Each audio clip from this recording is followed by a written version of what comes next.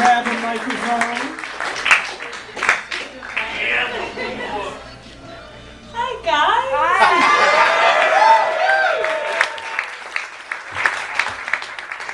Hi. Up on up. I don't want my penis to come out. Yeah.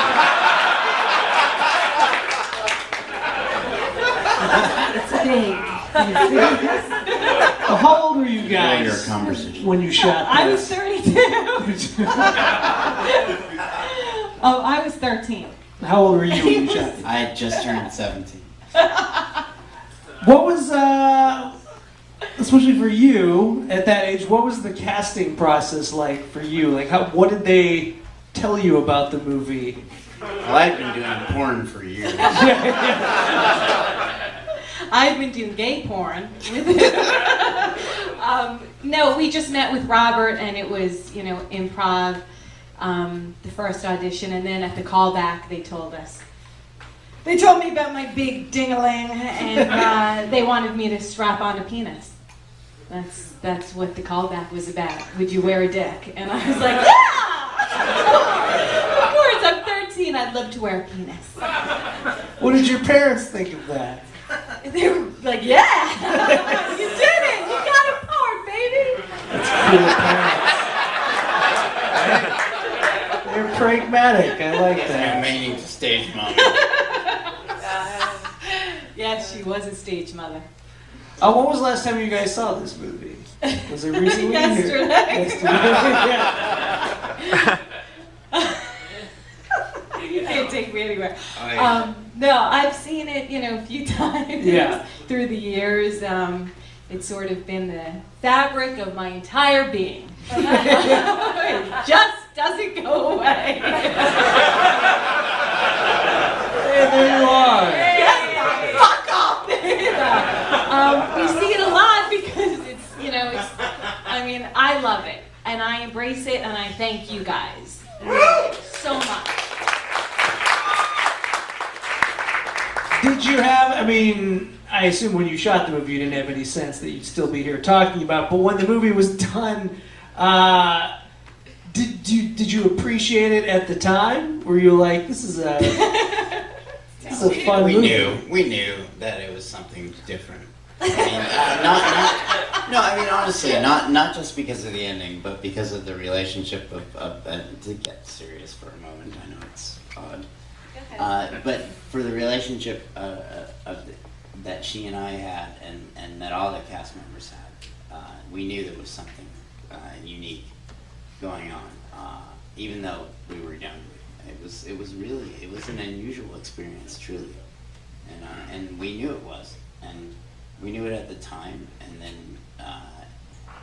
What people don't remember is that when the movie actually came out, it was kind of a big deal. It was on, there were. It beat Yentl the other day. Yeah. And now they got 3D. But there were TV commercials, and it was, on network television, and it was, back then stuff didn't go to VHS, and there was no DVD. It just, but it was in the theaters for like almost a year. Wow. Which is pretty staggering. And what was the shoot like? Because it's like this, The Burning, and Friday the 13th are kind of the big summer camp horror movies, but the other two are basically about adults. This is like Meatballs. This is like there's little kids running around in this movie. What was the set like? There's so many children for a horror movie. It was really fun. It was like being at camp, It was actually like you just packed up, went to camp, and hung out with everybody, and it was a big party. Yeah, you were getting paid. Did you guys shoot?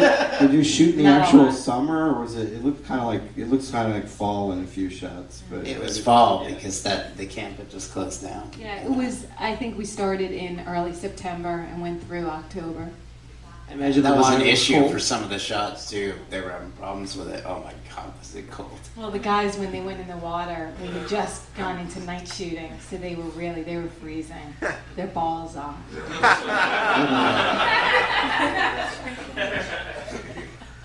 Jonathan, do you feel that because you were younger, when you look back at the movie now, do you feel fortunate that you escaped a lot of the outfits that the older guys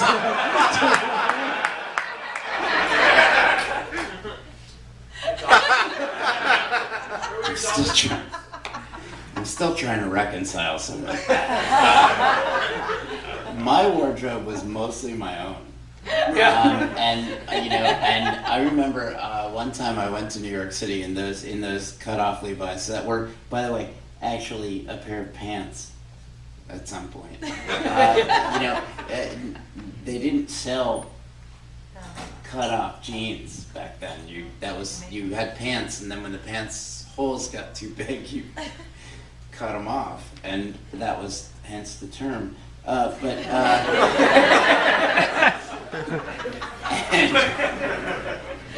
And my mom, and I'll never forget it, was the day that I went on the Sleepaway Camp audition. My mom said, "You keep going in New York City like that, you're gonna get raped."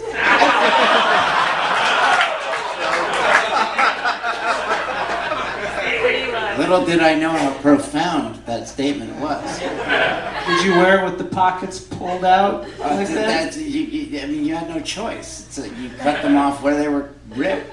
You just didn't.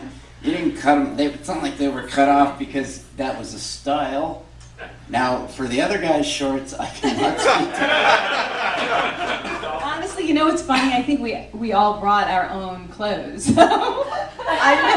I know most of these Except guys. for the Yankee shirt. Yeah. Mets fans, sorry people. Yeah. Oh no, the Ronnie. D'Angelo, Was that Ronnie brought his was that own. Ronnie's? Yeah, you think somebody could have bought those? Said, "Hey, wear this." And any actor in his good mind would be like, "Oh yes, that's what I want to wear."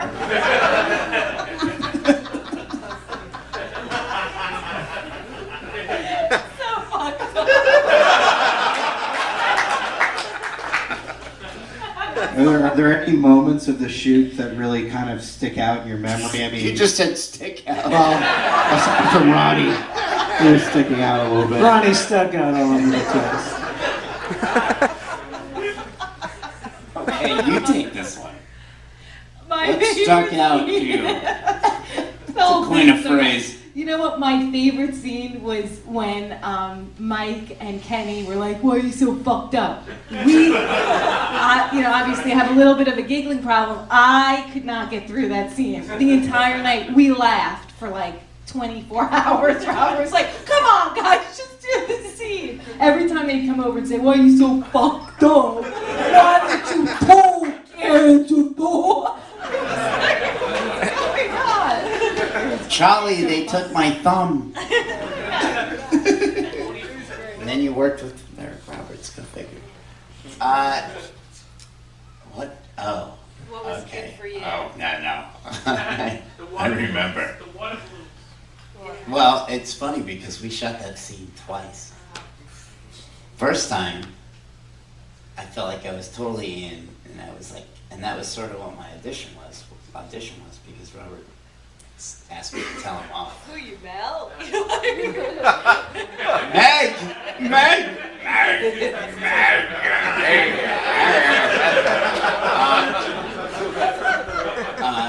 And so I really nailed it the first time, but it was drizzling outside, and He so had they it couldn't for use you. the whole friggin' shot, and Felissa and I had a little puppy love affair on set, and it didn't end well. It's over again. And they stopped production. They halted. They halted production and locked us in a room and said, "You fucking figure this shit out." And that was pretty epic. And then I had to do this scene where I'm defending her again, and I'm like, "I can't defend her. She was mean." He was so method. And I remember I always felt like every time I watched that scene, I'm like, I wasn't as really on as I was the first time I did it. And it's funny because people still remember it to this day. But I look at it and I go, as an actor, Felissa knows this too because we both studied in the method. It's like you look at scenes and you go, I was in, I was out, I was in, I was out. And that one I was out. But I remembered how I did it the first time, so it was like I was imitating. And So that was Wait, they really locked 2 minors in a room alone and were like, deal with it? what, in 1982. Yeah, different time. What happened in that room, Josh? Well, let's bring the house lights up because I'm sure you guys must have some questions too. No, we don't want to hear from them. Anyone got a question? Or should Seb and I keep going? Oh, I see a hand right there. Yes, sir. I'm curious, for both of you, what is it like to be involved in the 80s horror flick that, in a lot of ways, in the 80s horror films are becoming more recognized for what they are? Have you been able to realize the depth of the impact you've had on society and like horror films in general? Just the idea of like, wow, I was involved in a really cool I gotta thing. go. It's one of those times he's out. She knows this. I do this. I leave. Exactly. So, And we love it. long story short, do you recognize like how cool it is that you were in a great 80s horror film that was just really like wow, and people have told you like, wow, that's so cool, and yeah. The cultural impact of the films. Great question. Does that ever sink in? Do you ever like wake up in a cold sweat and you're like, I'm in fucking sleepaway camp? First of all, thank you. Yeah. That's tremendous. Great question.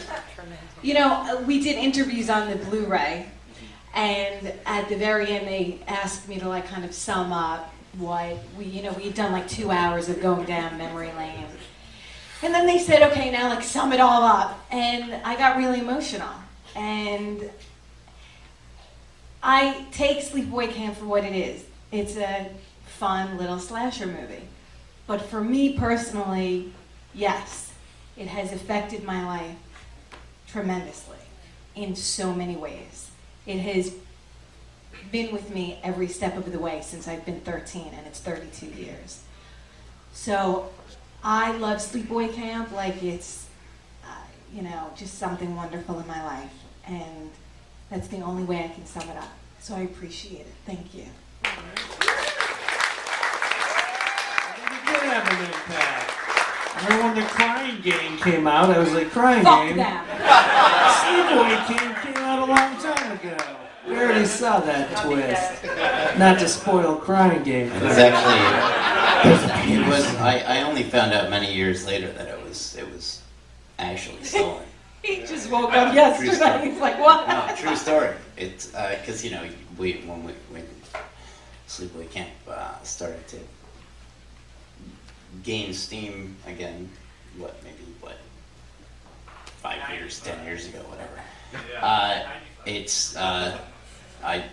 I was told by a legitimate Hollywood producer that the Crying Game was actually ripped from Sleepaway Camp.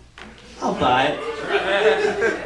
I didn't believe it at the time. I was like, that's the stupidest thing I've ever heard. But I was a Sleepaway Camp denier, as Felissa knows, for many years. A denier? Yes. People were like, hey, were you in Sleepaway Camp? And you were like, I would say no. A lot of them are. I mean, truthfully, I don't. Chris Collet used to say when I... He won't talk about it. No, well, he does now, but it was funny when, he had done the Manhattan Project and Firstborn, and I saw him in Denver in, I think it was like early 2000s, and he said, I used to put it, I wouldn't even put it on my resume, and he said, no, I put it at the top of my resume. And I said, that's where you're going to want to keep it. And then it was funny because we were walking down the street in Denver, I think it was 2002, yeah, right around there, and we were walking down the street, and people went, Ricky and Paul? And I mean, it was the weirdest experience ever, like completely, and that was long before this sort of resurgence, and that was freakish, but I think I can speak for Felissa on this as well, that we would love for Chris Collet to be sitting up on the stage with us. Yeah. 'Cause And he's all of them. He's an I mean, amazing Karen guy. Fields, I think he's so freaking cute in this, and Kathy Tommy. I'd She like to hear broke what my Ronnie heart. has to say. Karen broke my about heart. himself. He's doing a Who's the Boss remake. He's on the Blu-ray. He's hilarious. Any I more haven't seen questions it. in the audience? You in the red shirt. So, for both of you, what was it like to be in Sleepaway Camp 4, the Return to Sleepaway Camp, with the same director and you guys playing your same roles, but so far after it's, Question about Sleepaway Camp 4. Yeah, Return to Sleepaway Camp, Jonathan has not seen, so we can tell him about it. I had a ball because I finally got to go to camp and I got fucked up, and I was like, party in the academy, because I was 13 when we did the first one, fuckers. So it was Wait, I will relate one experience. I was outside the main cabin and there was this huge fight on a phone call going on inside the office, which was the main cabin. And I'm lying under a picnic table and going, someone kill me. And they said, why? And I said, because I'm hearing Felissa's conversation and it means I'm about to take a 4 or 5 hour car drive. Because she was shooting a different film and she was fighting with Ronnie. Paul D'Angelo was doing a movie called Destination Fame, and he wanted me to leave the camp for Return to Sleepaway Camp and drive 5 hours to his set. And I thought, that's crazy, I don't want to do that, it's like the middle of the night. So I was like, Jonathan, pack your bags, we're going on a trip! And I'm lying under a picnic table going, no, okay. I mean, this is major history. Our here, relationship for is sort us. of, it's Goes on backwards. and on and It's on. Angela tells Ricky what to do. and you met your husband. And I met my husband on Return to Sleepaway Camp. I had to wake him up. You know, he was a guy who emailed me all the time. Like, hey, do you want to hang out? Do you want to hang out? And I was like, who's this kid? You know. And he was in a She band. calls me. It says, who is this Some guy? guy is emailing me. He's in a band called CKY, and he keeps calling me. And then I saw him wearing like my face on his shirt on Jackass. Why the fuck is he trying to talk to me? And then Robert was like, "Can you get them on the set of Return to Sleepaway Camp?" And I said, "All right, hi, Darren Miller. It's Felissa Rose. I know it's 1 a.m., but do you want to fly in like on the red eye tomorrow and come say hi?" He's like, "Yeah, I'll be there." And he came with the whole band. In a van. And no, they flew in. They flew in on the red eye. When they drove in on the van, though, and then they walked out of the van. No, I- no, and Chad says we lived with the same woman. Oh, that's right. Chad Ginsberg, who was the guitarist of CKY, and Jonathan both had like a girlfriend in common that they, you know. What are the odds? Such a small Sleepaway Camp world. Anyhow, and We all we sleep met with other and, camp members. Yeah, we all fuck each other. You know, you fuck each other at camp, right? That's what I thought. I think that's the problem. Dick, We're- no we're dick. still It's all doing it. good. So it's like the movie. He hounded you, but you didn't chop his head off at the end. So it all worked out. All right, you right there. All right. I told her this before, and I've shown this movie to droves of generations of people and to amazement. But this is a question strictly to Angela that everyone always can't All understand. right, well, fuck you. No, Ricky, I love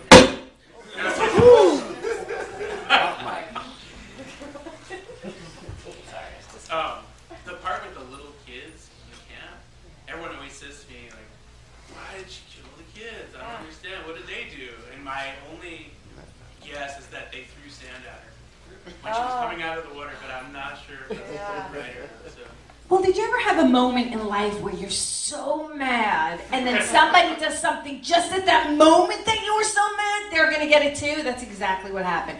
They were throwing me in the water, they really pissed me off, and then those kids are throwing sand at me. Fuck you! And we actually discussed this. I mean, and if you're somebody who actually goes to the beach, there is nothing worse than being wet and then having somebody throw sand at you. It's like being spit on. You know, it's the worst possible thing that can happen to you. And for people, I guess, who don't, frequent the ocean, they wouldn't know that. But it's really awful, and it's why people, talk about the horrors of having sex on the beach. We're justifying this right now, but Robert. I wanted those kids dead, and so did she. I think that's what it was. Yeah. Wait, so the director did lay He out didn't what? like that. Robert feels really badly about that scene, and it's the only. I don't.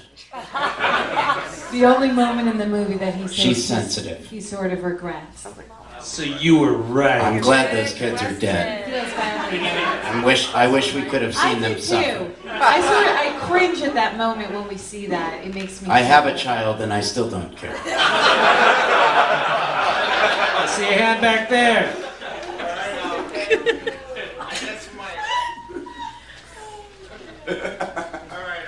My question is for Rick and for Jonathan. Yeah, you gotta throw your mic down, Chris Rock Slide style. your microphone.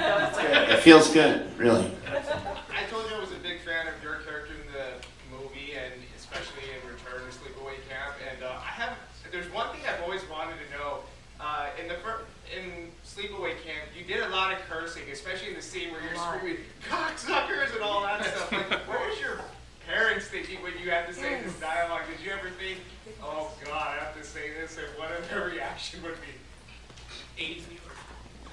No, my parents got divorced when I was 10 years old. I guess I'm going to give the honest answer to this. They got divorced when I was 10 years old, and then they kind of checked out on both sides. And nobody in my family has really ever given a rat's ass about this film or my involvement in it. I think they're only starting now to even go.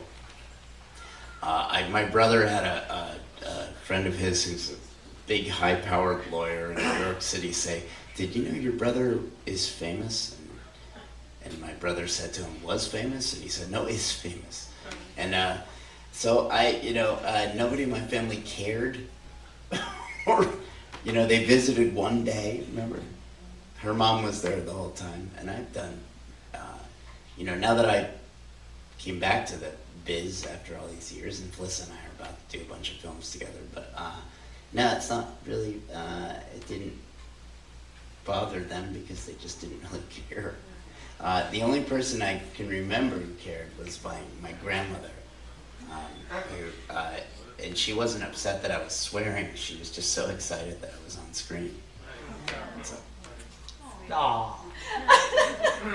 Alright, one more question and then we should wrap this up. I see a hand right there. Alright, and my question is totally not related to the film, but I'm curious as to how many of you that were in the film still keep in touch and hang out. And it seems like you guys are pretty close. Is that kind of a common thing, or is it just because of this film itself? This is my first time watching it, so. Oh my God, we popped this cherry, so to speak. It's all very confusing. We've been, close, very close, for a long time, and I'm best friends with Kenny, who plays, John Dunn, who plays Kenny, Hey Bob Rebob. He's been my best friend since we left the set. I'm really close with Little Peter, Frank Sorrentino, who's Mike the Situation from Jersey Shore's brother. Very weird. So they have a new show coming on TV Guide Network, and they're following the whole family, the Situation and Frank. So they've included Sleepaway Camp in his part of the whole season. So they have me on there. And Sleepaway Camp. They filmed the whole New York side of this screening for the Blu-ray. And Robert Hiltzik and Desiree Gould, Paul D'Angelo, Tom Vandell, who plays Mike. We're all tight, like a family. Yesterday I spoke to Jonathan, John Dunn, and Tom Vandell in like a half hour. It's like, they're my fucking brothers. They're protective, they're crazy, they're like, show me your tits. It's retarded. Like brothers. Really fun. Very creepy. Where did the show me your tits part come in? I don't like anyone in the film. Except Felissa. That's it. That's the only person I really care about or talk to, and the rest of them can all go to fucking hell. That being said, nobody's taping this one. I've had a love-hate relationship with this for a long ass time, and it is what it is. And there's some very nice people involved. Tom Bendel, John Dunn, very good people. And, my confusing relationship with Robert. But the bottom line is Felissa is family. Someone said to me, I know you're close friends with Felissa Rose, and I said, how dare you call me Felissa Rose's friend? I said, she's not my friend. We're family. We will always and forever be family. We will know each other until one of us is, tits up. And I just thought I'd coin a phrase there. But honestly, we know it to be true. She and I we're stuck with each other whether we like it or not. And we have a complicated and wonderful relationship, and we adore each other with a passion and a fervor that I wish anyone could experience. So it is what it is.